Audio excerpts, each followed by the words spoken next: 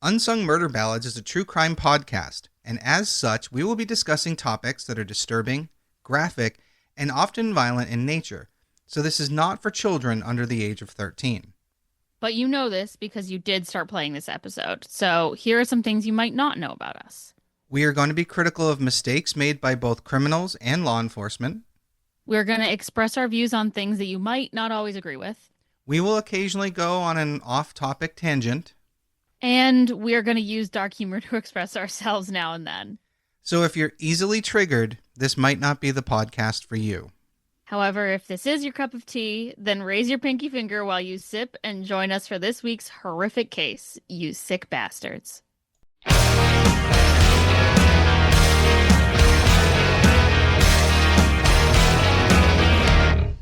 Hey everybody, welcome back to Unsung Murder Ballads. This is episode 176. I am Janus Dead. And I'm Joyous Dead. And yeah, it's the 6-7 episode, but backwards. Wow, look at that. Yeah, I'm showing my age. 7-6. Yeah. I don't really get it, but that's because I'm old. Whatever. I mean, I'm not old, and I'm also too old for it. It's a good thing that we're both not 12 years old. Right? That would be weird if we were both 12 years old. Not gonna lie. Yeah, and if we were having this podcast right now, I think we would be in trouble with our parents. I was gonna say, where the fuck are our parents? Yeah, where the fuck are our parents? They're letting us do this? You have no idea how well that ties into the episode tonight. Oh no. Kinda, sorta. I am not. We got some absent parents here. No, I was gonna say, and it's funny because that's where you jumped with it, and I realized I gotta give a disclaimer. I am in no way blaming the parents for this episode. Yeah, the parents. Okay, but it is someone that has parents, a thing that very few people do. Very, very few people. No, this is kind of a brutal case. It's definitely sad. Right. Yeah, I know. I don't know why recently I've been picking some really tough ones. And I should say I've been trying to find cases for our next fumbles, and it is so hard to find. It's almost like I've gone through all the good idiot criminals. I can't find anything that's not just either really, really dumb that it's not even funny.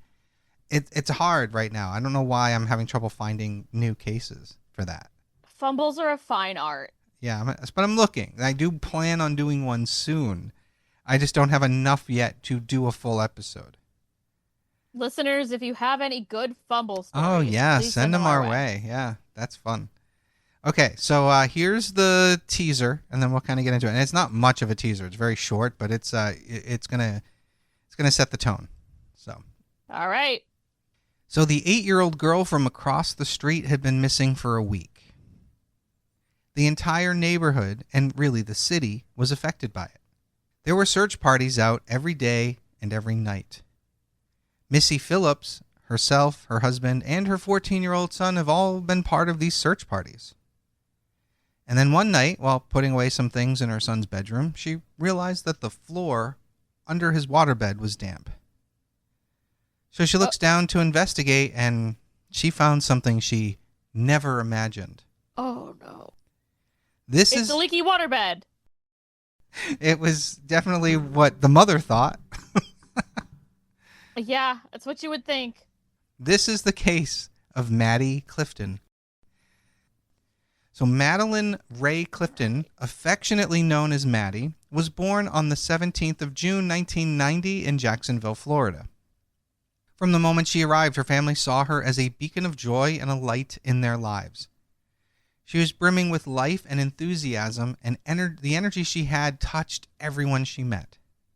She lived with her father, Steve, and her mother, Sheila, and she had an older sister named Jessie. Maddie loved sports, especially basketball, and she was always outside playing and doing something. According to everyone that knew her, you couldn't keep Maddie inside. She wanted to play with everyone all the time.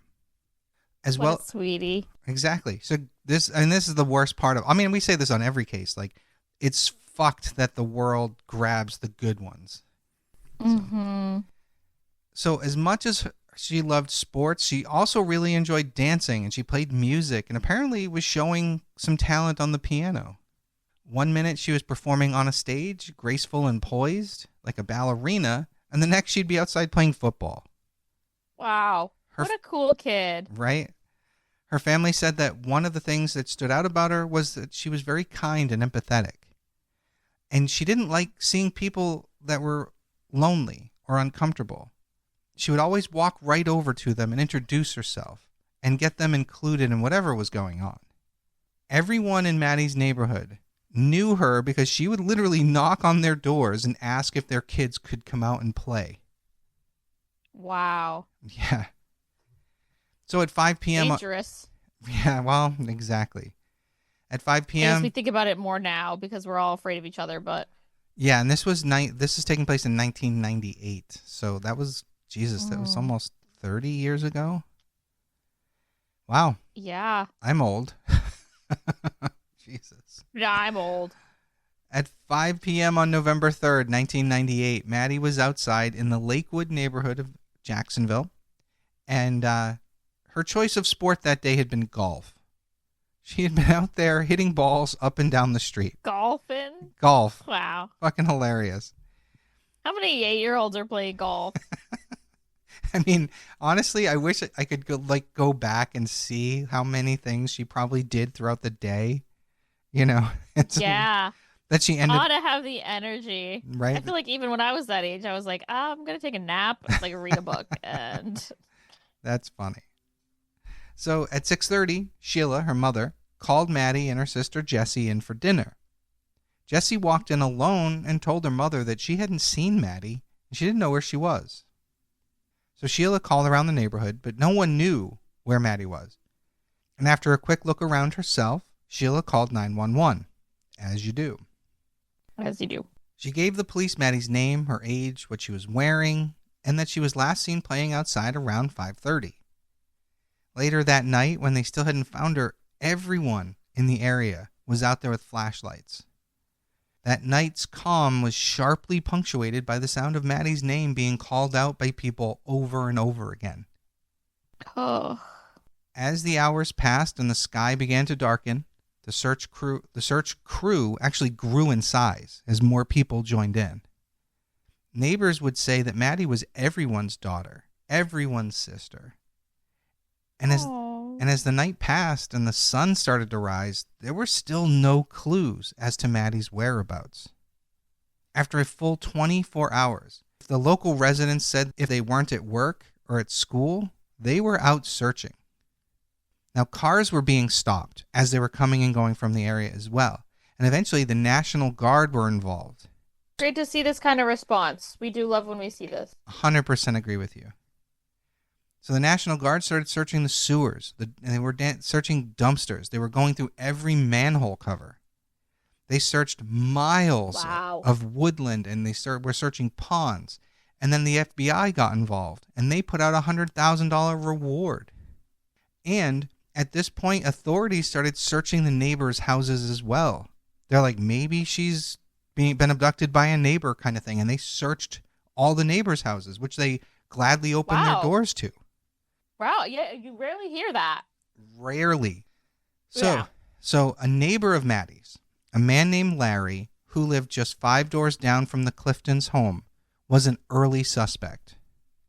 Authorities kept returning to him, as it seemed he might have been the last person to see her, because he told the police that he had seen her outside knocking golf balls around, because he was doing the same thing in his yard.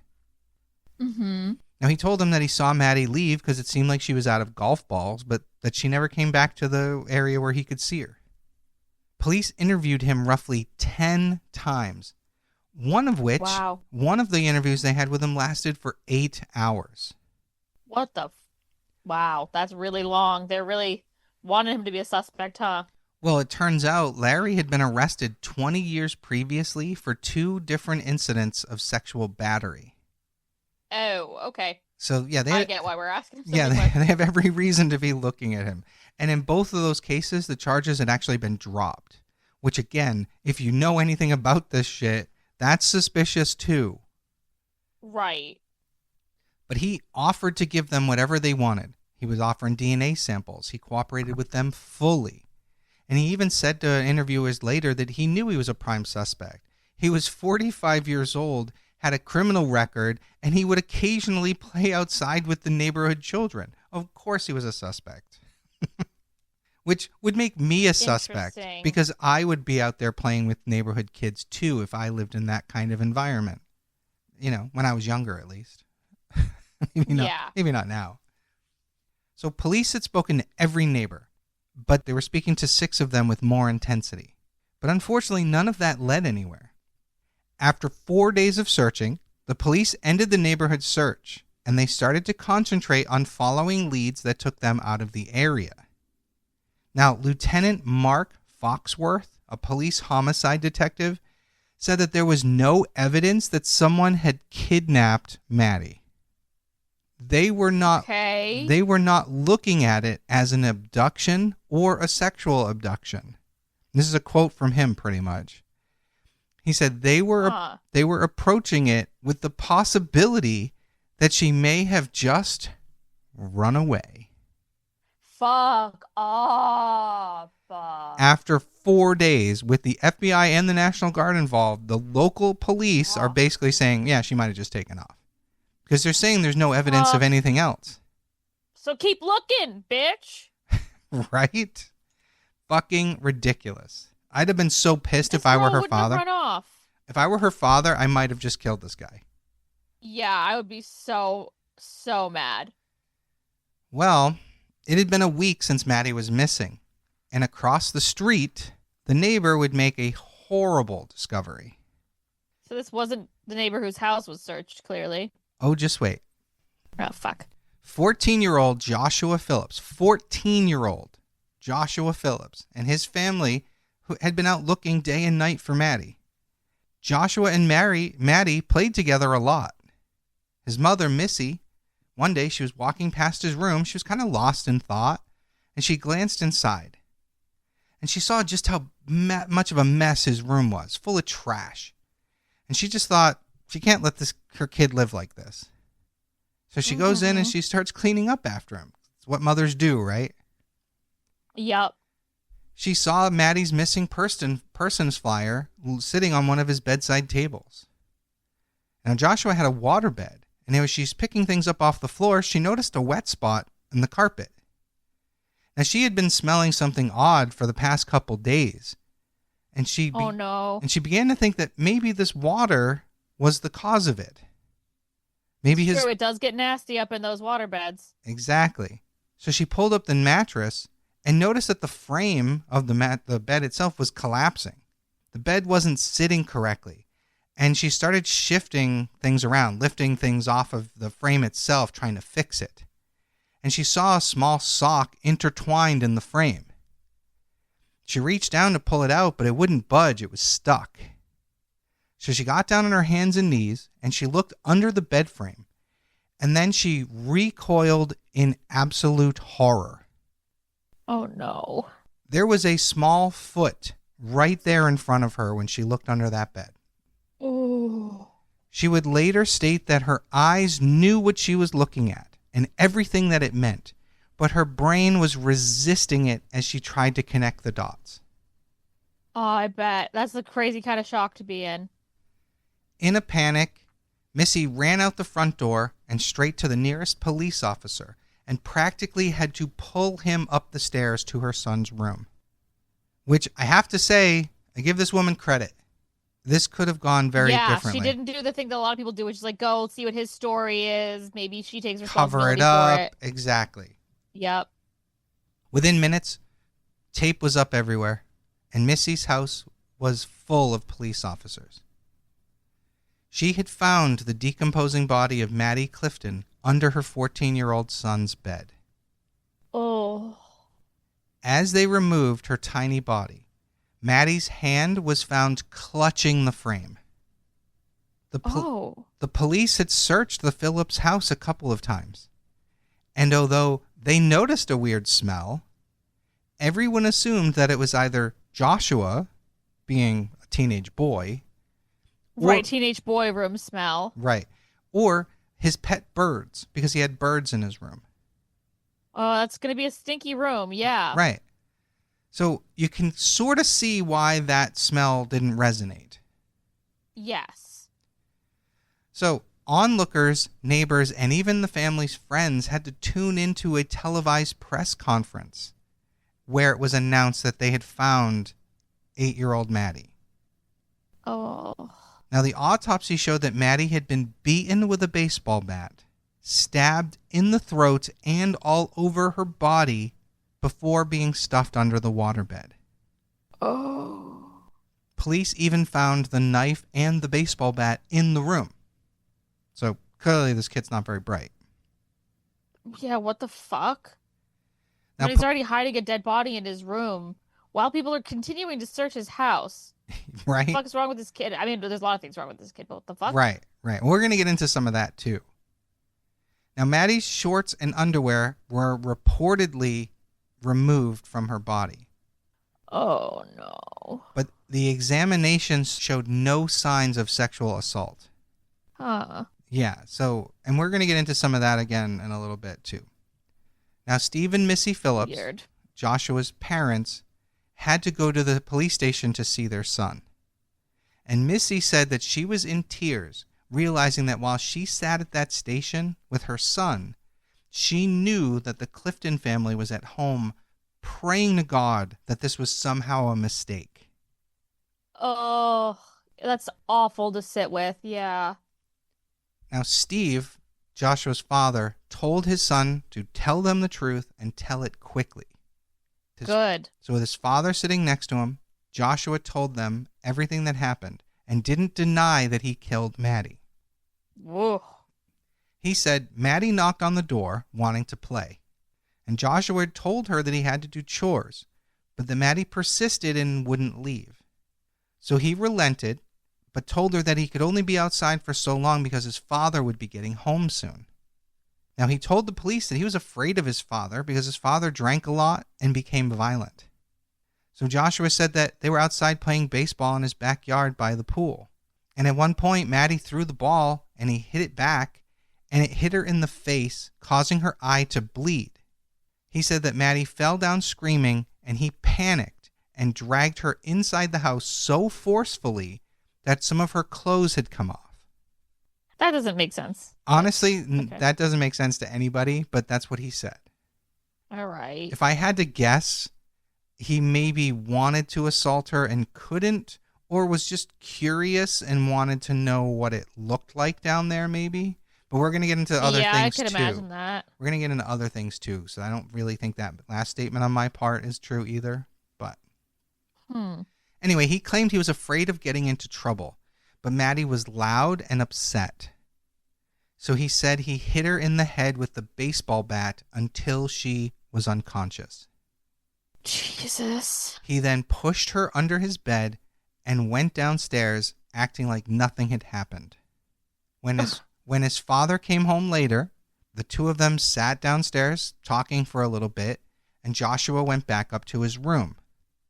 He said he heard Maddie groaning under the bed, so he removed the mattress and pulled her back out, and from there he tried cutting her throat twice with a pocket knife and then stabbed her in the chest 7 times. 7 This times. is crazy. He's like, yeah, I injured a girl, so let me cover it up by murdering her. What? Yeah, I don't get it. Clearly not a well thought out plan, obviously.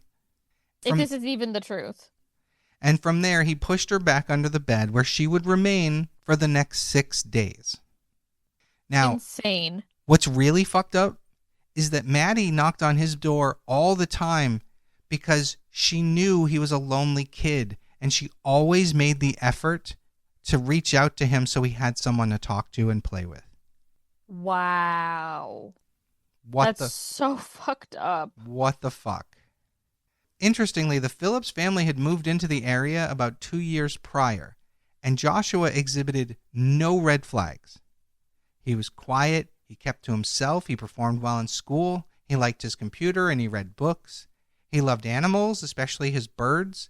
He had never been in any trouble.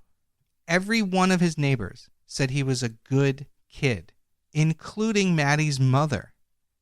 None of them thought he was capable of something like that. They didn't have any qualms about Maddie weird playing for it to with come him. out of nowhere. Exactly.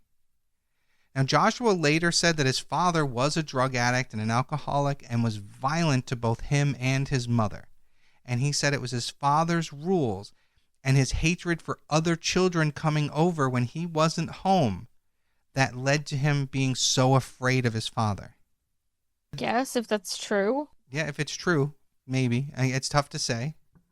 Now, Joshua said that if he did something wrong, all he wanted to do was hide from his father. Now, on the flip side of this, one of the police investigators during the search for Maddie had gone into Joshua's room and sat down with him to ask him questions about Maddie. And he said that Joshua sat there, cool as a cucumber, quote unquote, as he sat on his bed, petting his dog, was completely unemotional and unaffected by police being in his house. While she was literally underneath. Exactly. Literally, awful. Literally, as people were walking up and down the street at night searching for her, he was asleep on top of her body. Oh. Maybe some of what Joshua says is true. Maybe all of it's true. But the kid still has something wrong with him. Nuts. Yeah, there's something deeply fucking wrong with you. Deeply. So on November 14th, Maddie was laid to rest, and the streets were lined with people holding hands and showing their love for her family. Oh. 5 days later, on November 19th, a grand jury returned a first-degree murder charge, and Joshua would be tried as an adult at 14. Wow. Yeah. That's crazy. Now, obviously, because of intense pretrial publicity in the Jacksonville area, the courts had to move the trial, and it would be another year before Joshua Phillips would actually be in court. Yeah, that tracks. His defense team tried to paint a picture of a kid who lived in a house where he had to walk on eggshells, terrified to do anything wrong, that he was abused and scared enough of his father that when Maddie was injured, he completely panicked. They said that Maddie's death was an accident or at worst manslaughter. I don't know about that. But I guess they have to defend him. Exactly. And really, what else can you defend it with based on his confession? Right. There's nothing else you can do. He really just confessed to it. I'm surprised he didn't just plead guilty, but... Well, we're going to get into it because, we'll keep going. His lawyer and his defense team did not call a single witness. And in the end, Joshua never said a word in court. And the prosecution... Wow. I know, that's probably for the best. Probably for the best. Now, the prosecution said his story didn't add up. They never believed that it was an accident based on physical evidence. They argued that there was no indication that he was playing baseball with her. The autopsy just didn't support his claims that he had hit her in the eye with the baseball. Right. It feels like we would have clear knowledge of that. Exactly. And where he said he dragged her inside and that her clothes had come off, they said there was a lack of dirt or sand or anything on her body. Huh. And there was no blood found outside the house or anywhere leading up to his room, which suggested that Maddie wasn't injured before entering his room, however she got there. Ugh. I like this story even less than the story he was telling. Right? So the prosecution also mentioned that before the murder, Joshua was actually on his computer watching pornography. So while they say that there's no real evidence of sexual assault happening, things didn't look good when you started adding it together. Right. And he was like, oh, I'll have to do chores. Right. So to the prosecution, this basically set the stage for premeditation, that he was thinking about it, that he lured her into the house, which wouldn't have been hard to do with a girl like Maddie. Right. But then it's also like, if it wasn't hard to do, did you really lure her or did she just want to come in? I don't know. Right. It's tough to say. Although I can't, she's 8 years old. She may not have realized the danger of going into an older boy's bedroom. Especially... Right, totally. She probably wouldn't have thought anything of it. He probably even could have said, come see my birds. You know? 100%. Yeah. And I'm sure that's normal for her. Like, if she hangs out with all the neighborhood kids, they're probably all different ages. Right. Well, yeah. And from what we gather, she's just going up and down the street playing with anyone who will play with her. So, Yeah. well, after a tough trial, the verdict was obviously not going to be anything less than we're expecting. Joshua was Yep. sentenced to life without the possibility of parole because it's a Wow. because of the fact that it's a first-degree murder charge. So Yep. Wow. So at 15 years old, Joshua Phillips became inmate number J11775. Now, he appealed his conviction in 2002, but it was upheld. Now, Yeah, what the fuck grounds does he think he has to appeal? well, we're going to get into some other things too, so trust me, this isn't quite over yet. We're getting there. Interesting. So there is a memorial playground at Maddie's school, which everyone agreed was the perfect tribute for someone who loved to be outside playing and loved getting other kids to play together. So a memorial playground. That's very sweet. I actually kind of want to go to it, as weird as that sounds. Just to like honor her, yeah. Yeah.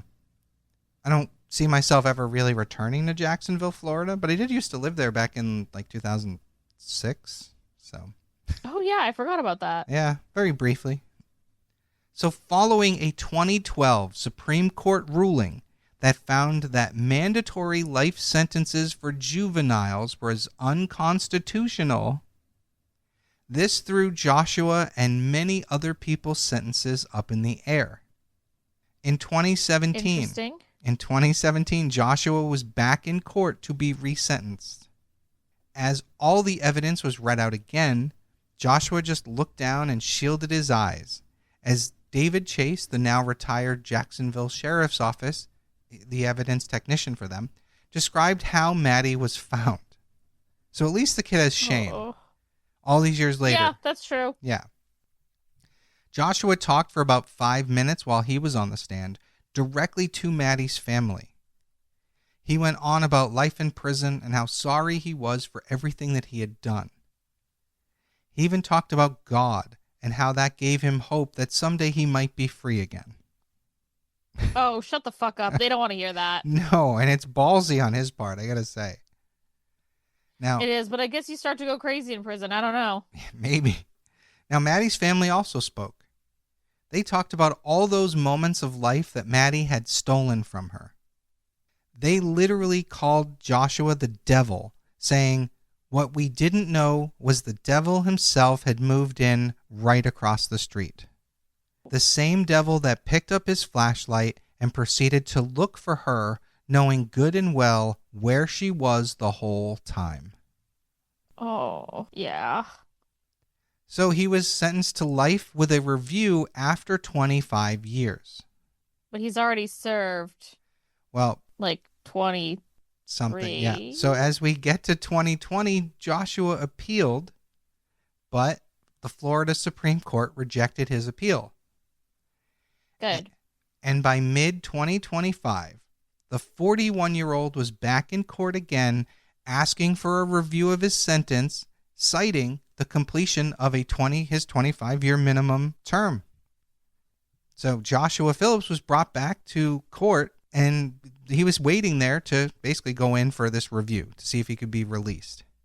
Mm-hmm. And then in March of 2026, this year, stating that he realized he had not yet met what he considered, what other people had advised him were, the minimum expectations for a release, he withdrew his request. Oh, wow. Yeah. In a letter he wrote to Don't hear about that much. Right? He claimed that in a letter he wrote to the judge that he didn't want to talk to therapists earlier in his sentence because he was a quote-unquote lifer, and that he wanted to find his own sense of rehabilitation, thinking he was never going to get out. But what he didn't realize until here he is asking for release, that by doing things his own way, he was never going to be released, and that he had to work within the system to demonstrate how serious he was about his rehabilitation. So he withdrew his request. Wow, okay. Which is really weird because it shows a lot of growth and maturity. Right. I mean, I guess like this happened when he was 14. He's now in his 40s. So Yeah. That's a big change. So the other problem with what he's done is that every time he goes back into court, so do Maddie's family. and they have to relive this every time. Yeah, it's pretty awful that they have to keep doing this. Right. And so Like, why can't they just record it and play it back? Right? Well, after he was convicted, District Attorney Harry Swaskdean, I'm thinking I'm saying that right, and Sheriff Nat Glover admitted that they had second thoughts about going after him for a life sentence without the possibility of parole because he was only 14. Right. Well, it was interesting they decided to try him as an adult. Well, interestingly, they said they had no issues with that part, but looking back, they said that they think they should have done it as a second-degree murder plea instead of first-degree, because by going with... Because first-degree says premeditation, right? That's the difference? Correct. And they were saying that by... Yeah, I could see it being second-degree. Right, and by doing second-degree, it would have allowed the judge to give him something less than life.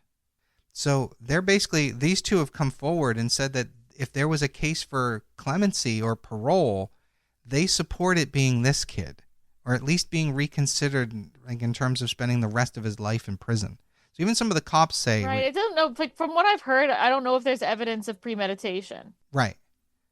So it's weird. But either way, even though what he did was horrible, I think... Awful. If there's anyone any of the killers we've talked about that maybe has learned something, has grown, has been rehabilitated, it might be this kid. Right. Or, well, from what we can tell, he's in the process of it. Right. From what we can tell. Correct. So I mean, it sounds like if he's just starting the process 2025, then he's got right. He's got a quite bit of time. Right. We see the results of that attempted rehabilitation. Right. I don't see him getting out anytime soon. Definitely not anytime soon. So when death happens, especially a death like this, things change. And Maddie's older sister, Jessie, said it changed the course of her life. Of course. She actually said it caused her to start to lose her identity. So she describes herself, and when she was younger, as being a nerdy kid who never wanted to be with the popular kids, and she often got picked on. But then suddenly, with the murder of her sister, everyone knew who she was. Everyone wanted to know her. She felt that she was no longer Jessie Clifton, that she was just Maddie Clifton's sister. She said that she was stuck in a place of never wanting to forget that she was her sister, but that she also needed to grieve her sister and try to navigate a life of being on her own and being her own person. Yeah, that's really fucking tough. That's like crazy amounts of therapy you would need to cope with that. And how do you ever really cope with losing someone under those circumstances? Right. Well, Missy Phillips, Joshua's mother, had a very similar journey of her own. And it actually I bet. And it actually ended up being one that brought her closer to Jessie Clifton, Maddie's sister. Wow. So 2 years after Joshua was sentenced, Steve, his father, and Missy's husband would be killed in a car crash. Oh, shit. And that's awful for the poor mother. Right? Oh. Yeah, Missy, she basically at that point wanted to pull away from society. She was, because she knew what people were saying behind her back and the look she got, right? So yeah, of course. But Jessie Clifton, much like her sister Maddie, started to show up at Missy's house, asking if she could walk her dog for her. Jessie said that she would sit at her window waiting for Missy to come home, and she would run over to help her carry groceries inside. What a sweet girl. Crazy, right? Yeah. And wow. Just like the level of compassion in her heart is incredible. Right. And that's just it. And she basically, I don't know if it was Missy who said it or Jessie who said it, but basically Jessie was recognizing that Missy was alone at that point, and people weren't being particularly kind to her. So she went over there to make sure she didn't feel alone, just like her sister would have done. What a beautiful way to keep her memory alive. Right? That's really beautiful. Maddie and Jessie's parents would divorce after 25 years of marriage. And Jessie would say, yeah, quote, simply put, they handled their grief differently in such a way that they couldn't stay in sync, unquote. Yeah, I mean, grief is so personal. I can't.